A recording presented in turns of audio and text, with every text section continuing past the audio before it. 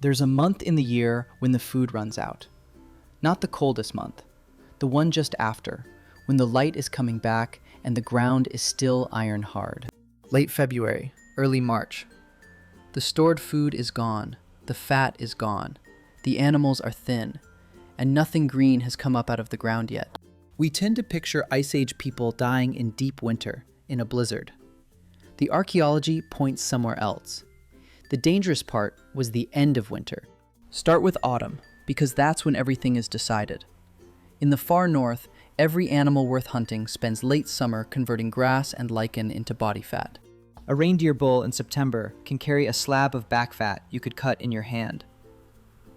By March, that same animal is bone, hide, and sinew. So autumn is when people hunted hardest. Migration routes, river crossings, narrow valleys. This is where we find mass kill sites, dozens of animals taken in days. And then the work really began. Drying, smoking, freezing, packing meat into pits dug down into permafrost, weighting the covers with stones and mammoth-bone. At Mezhyrich in Ukraine, around 15,000 years ago, people built houses framed with mammoth-bone and dug pits beside them. Storage is the standard reading, though not the only one. Plants were stored too. At Ohalo the Second, by the Sea of Galilee, waterlogged remains preserved tens of thousands of seeds from about 23,000 years ago, along with a grinding stone. So these were not people living hand to mouth. They planned. Which raises the harder question. If you planned that well, how does anyone starve? Because a cache is a countdown. It holds a fixed number of meals, and every day you open it, that number goes down and never goes back up.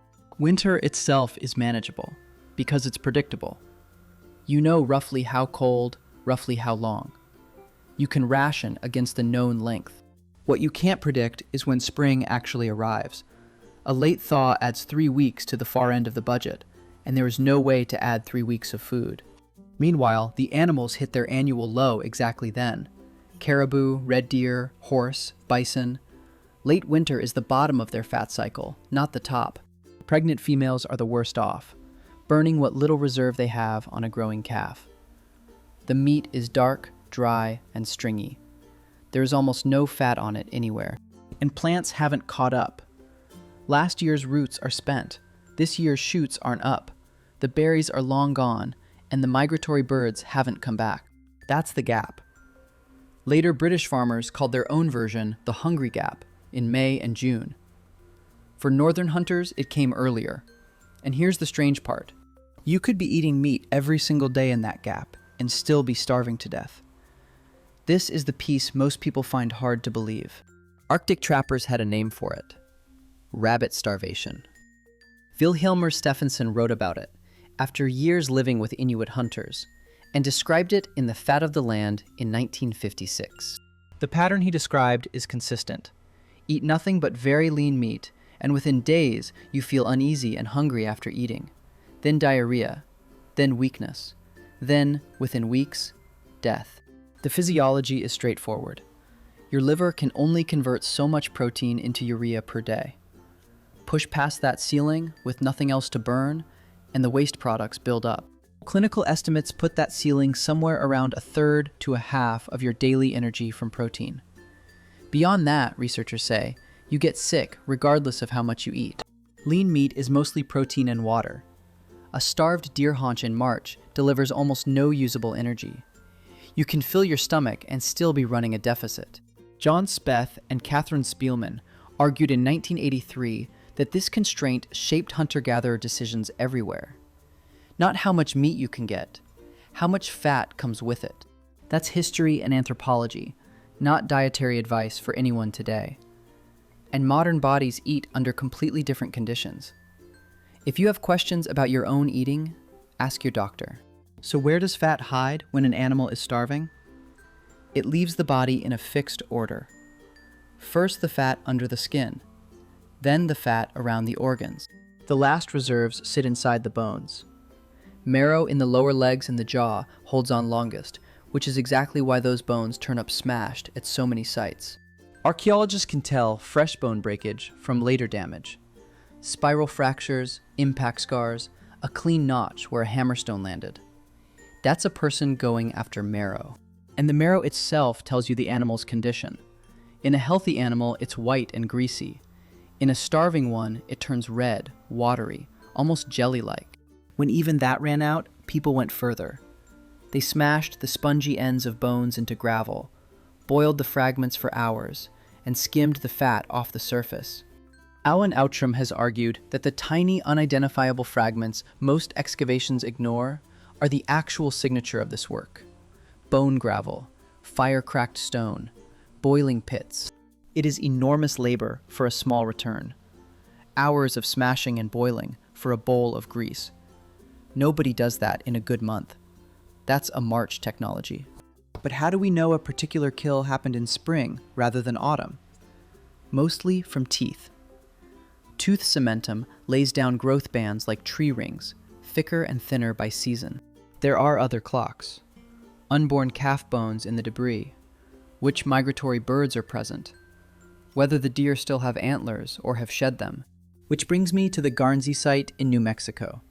A bison kill from around 1450, excavated and analyzed by John Speth and published in 1983.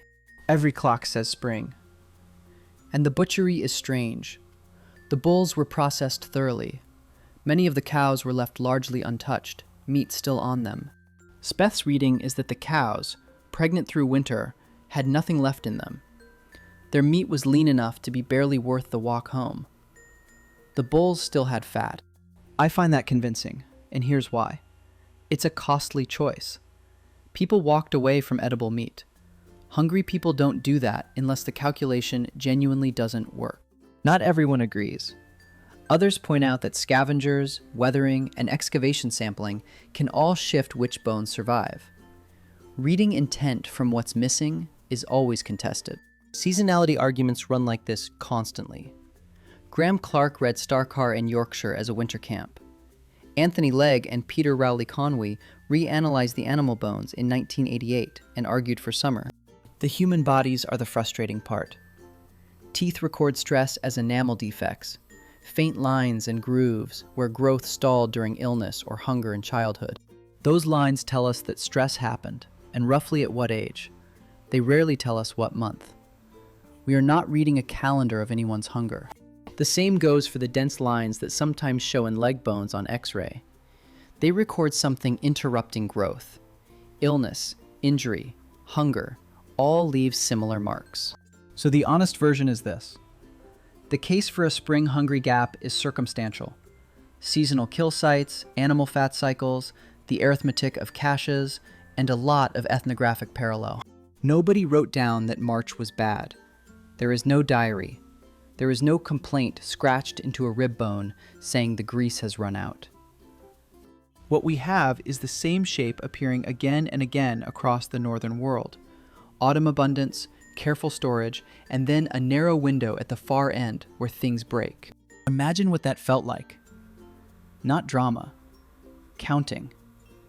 Deciding whether tonight's portion gets halved again. And watching the youngest child for the day, they stop wanting to move. We still carry the shape of that year. Spring fasts, first greens traditions, the old rural habit of measuring life by whether the stores would last until the thaw, which is the thing worth taking away. The dangerous part of a hard season is usually not the middle of it. It's the end, when you've already spent everything getting there. If you want more of this kind of thing, this channel is mostly about ordinary prehistoric life. What people ate, how they slept, what they were afraid of in the dark.